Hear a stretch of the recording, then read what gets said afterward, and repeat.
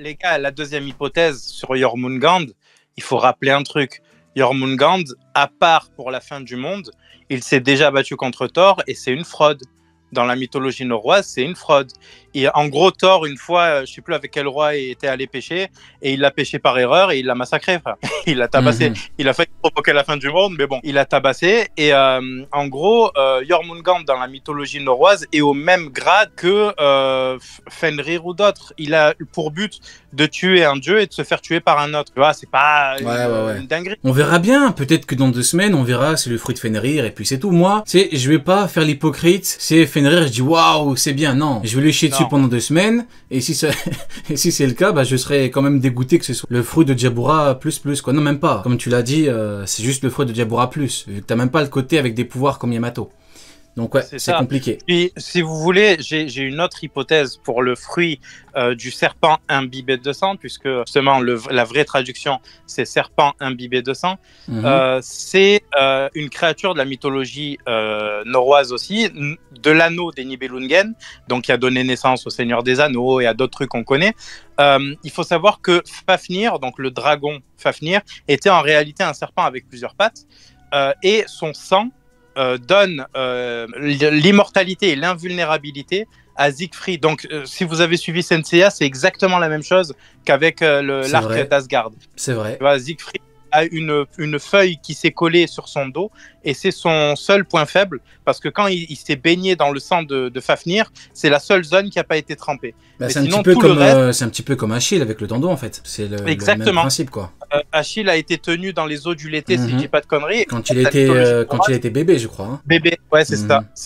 Et dans la mythologie norroise, il y a exactement la même chose avec du coup Siegfried, donc le roi des Nibelungen qui n'a pas grandi sur Nibelheim, mais sur Terre, sur Midgard. Et du coup, pour récupérer son héritage, à un moment, il doit tuer ce dragon qui est en fait c'est pas vraiment un dragon, mais bref, ça on s'en fout. Et il récupère donc du coup ce pouvoir-là d'être, je sais pas comment expliquer ça, mais tu vois, dans le côté berserker, dans le côté la bagarre pure et dure, ce pouvoir est très physique. Donc, ça pourrait être intéressant aussi. Le Ginnungagap, c'est un pouvoir qui est plutôt, comment on dit, un peu magique, tu vois. Et celui-là, c'est plutôt du pur fight, en fait. Ok. Bon, bah écoutez, encore une fois, tu me régales, Nil. Tu nous régales tous avec toute cette mythologie, toute cette histoire. Ça, c'est intéressant. Ça, c'est bien. On est bien loin de ce conte Kizaru qui a fini par pleurer en PLS. Non, on est bien loin de toutes ces conneries. Maintenant, on est sur Elbaf, mec. On a changé de dimension. Maintenant, c'est chaud. Normalement, il y a Oken qui arrive dans 2 petites minutes. En vrai, toujours en lien avec Loki. Parce que bon, je pense pas qu'on va l'aborder après. La question, c'est par rapport au roi Harald. On a comme info que Loki a tué le roi Harald, tu vois.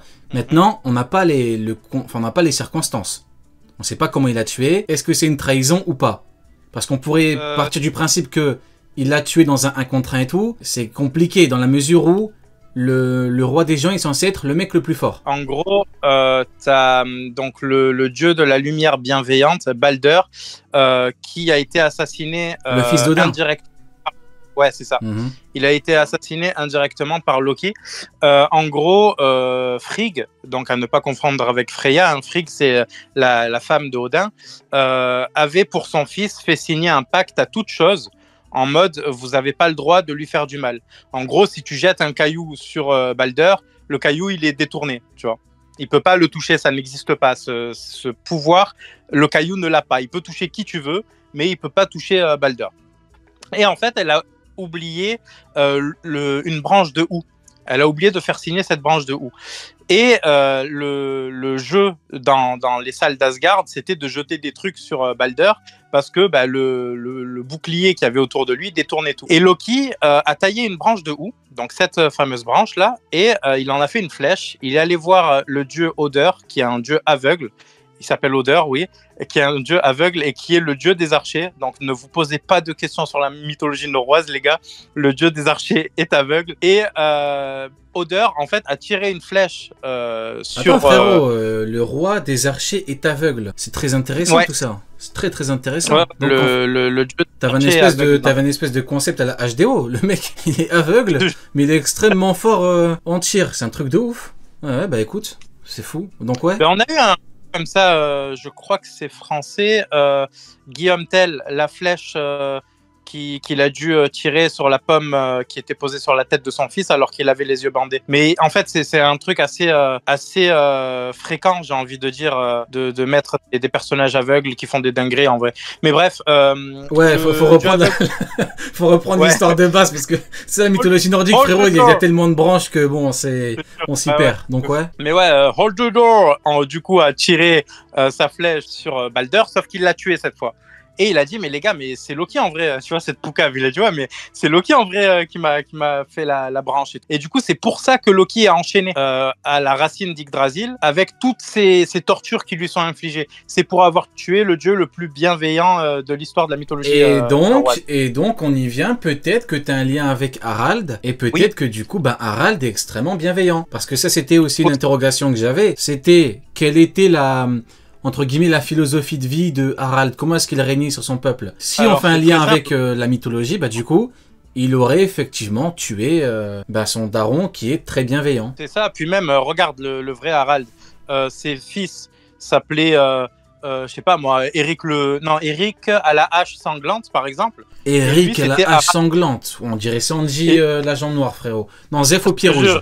Zeph au pied rouge, le nom de ouf. Et lui, alors que son fils s'appelait Eric à la hache sanglante, lui s'appelait Harald avec des beaux cheveux. Harald avec des beaux cheveux. Harald aux beaux cheveux. Attends, je te trouve le nom complet, mais c'est Harald qui a des beaux cheveux. C'est Frank Prost, le mec. C'est quoi ça? Ah ouais. Oh. Et son fils, c'est quoi? C'est Jean le bien habillé. Il s'appelle, mais vraiment Harald Ier à la belle chevelure. Bruno qui sent bon, c'est son cousin.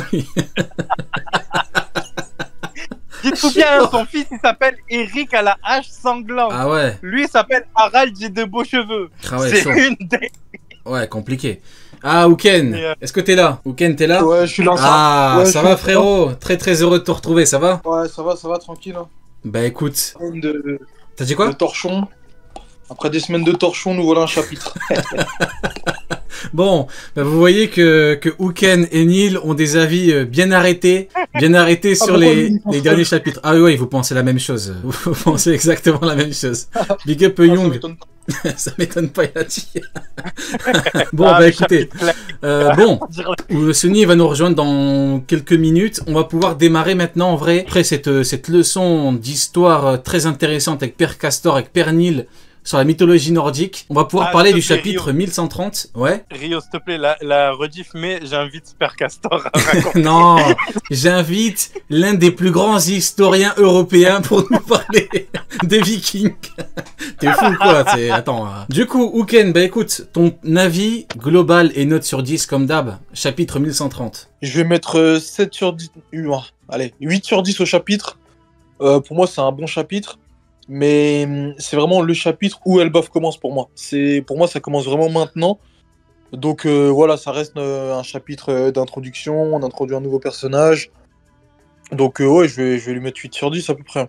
Bon, écoute, 8, toi, t'as mis 10, Neil, hein, c'est ça? C'est peut-être que, après avoir enchaîné 3 chapitres, on l'avait vu en fin de Road, peut-être que ça nous a tellement mis KO, t'as Loki qui te réveille d'un coup, t'as 10, frérot, c'est normal.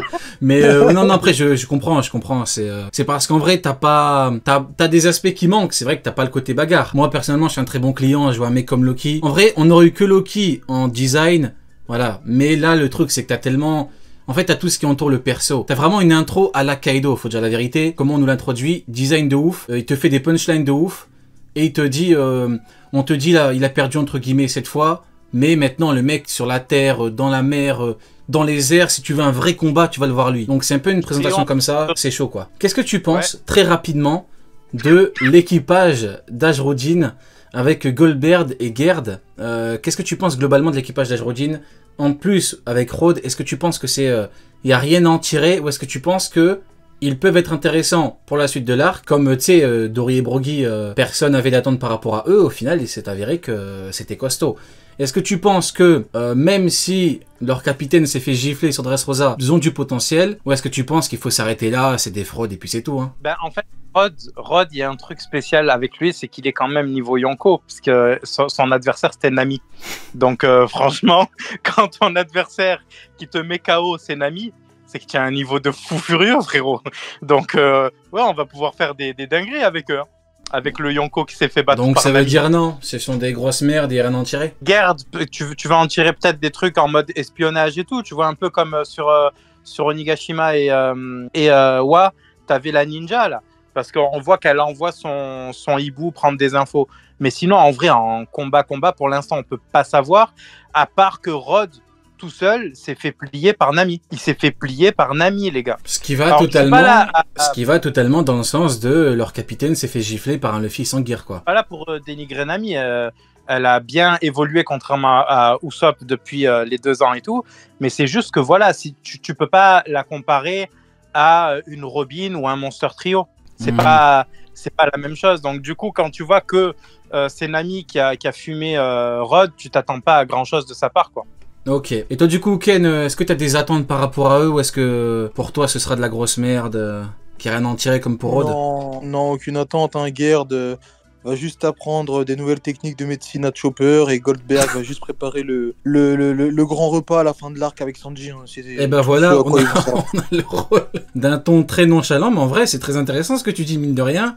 On aura du coup, on aura le mec qui va cuisiner à la fin. Mine de rien, c'est pas, c'est vrai, j'ai même pas capté, frérot. Ouais. Non mais je dis ça, je te promets, j'ai pas capté. Je te promets, pourtant on te dit que c'est un cuisinier, j'ai pas capté que le mec à la fin il va nous servir à faire à manger. Je te jure que c'est vrai, j'ai même pas capté. Mais du coup, mais plus globalement en vrai, parce que il y a une question intéressante par rapport aux géants, plus globalement par rapport à Elbaf, parce que au niveau des géants dans l'œuvre en général, le niveau montré n'est pas exceptionnel parce qu'en fait t'as Jarl là, le Jarl qui s'est fait gifler par Big Mom de 5 ans qui certes a été présenté comme étant une force de la nature et tout, mais 5 ans, c'est Big Mom de 5 ans, encore une fois je le répète, beaucoup de force, oui, mais une gamine de 5 ans sans expérience de combat normalement, en tout cas sans grande expérience de combat, a tué l'un de leurs chefs qui après, son pote a pu vivre plus de 60 ans après. Donc le problème, c'est qu'en termes de niveau présenté, c'est pas ouf. Ensuite, on a eu Dory et Broggy. Encore une fois, à l'époque, c'était un petit peu particulier parce que le niveau montré n'était pas exceptionnel, mis à part leur technique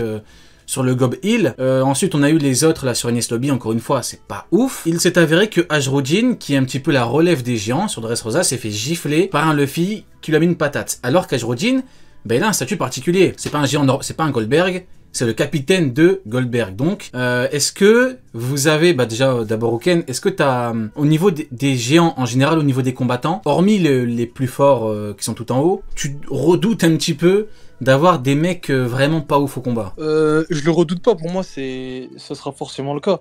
Parce que quand on parle du pays le plus puissant, de l'armée la plus puissante, on te parle par rapport aux autres armées. Par exemple, quand tu prends le QG de la marine, il y a 100 000 soldats. C'est 100 000 randoms. Et ces 100 000 randoms, ils seront tous moins forts que les géants. Que les 100 000 géants, par exemple, qui seront eux aussi des randoms dans l'armée des géants. Donc en fait, c'est en ça que le pays d'Elbaf, il est le plus puissant. C'est qu'un géant, ce sera beaucoup plus fort qu'un humain lambda. Maintenant, de toute façon, comme on le sait tous, les généraux, les mecs un peu plus importants, ils auront un niveau assez intéressant. Mais non, le reste, c'est normal qu'ils aient pas tous des gros niveaux.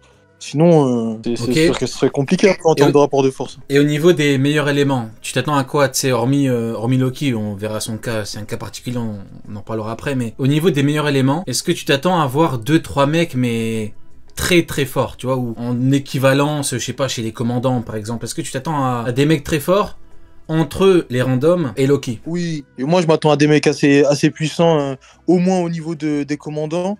Et je m'attends, pourquoi pas, à une unité Valkyrie, quelque chose dans le genre, qui aura à peu près le niveau Tobiropo, tout ça. Mais je m'attends à quand même pas mal de géants qui ont un niveau qui approche ou qui surpasse ou qui est à peu près au niveau de certains Shichibukai qui existaient. Ok. Et toi, du coup, Neil, ton point de vue par rapport à l'armée en général et par rapport aux meilleurs éléments, hormis Loki? Tu me demandais mon point de vue aussi sur Aerodine. Je pense que si Loki ne finit pas allié de Luffy à la fin après les bagarres, machin et tout, c'est Aerodine qui est censé monter sur le trône, parce que c'est aussi l'un des enfants d'Harald. Donc là, on a aussi, comme disait Uken tout à l'heure, le mec qui fait la cuisine à la fin. Là, on a potentiellement le mec qui monte sur le trône à la fin. Et donc, on passe 2 secondes. Et il l'a dit à Aerodine, hein. Il a dit « Je serai le roi des géants ». Donc, voilà, oui, il a annoncé en avance. C'est pour ça qu'il allait chercher le Mera à la base. Parce qu'il pensait avoir une chance, mais bref. C'est de la folie. On passe. Ouais, non, mais on passerait du coup de. Il est trop con. Il est trop con, ce mec. Allié, ouais. on passerait de Airujin, capitaine allié avec 5 géants, à Airujin, roi allié avec tout un pays au service de tout un pays au service du futur seigneur des pirates, quoi. Ensuite, tu me disais pour l'armée, en tout cas les plus forts éléments. L'armée, c'est sûr que c'est l'armée la plus forte du monde. Big Mom la voulait pour potentiellement pouvoir battre Barbe Blanche. Elle a dit et même Barbe Blanche. Donc elle était sûre de pouvoir battre Shanks et Kaido avec, mais elle hésitait un peu pour Barbe Blanche.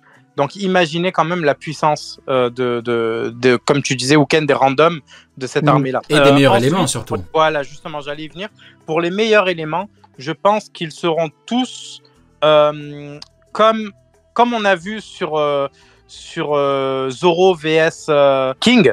Je pense qu'ils seront tous là pour faire évoluer les Mugiwara. Parce qu'on arrive à la fin du voyage.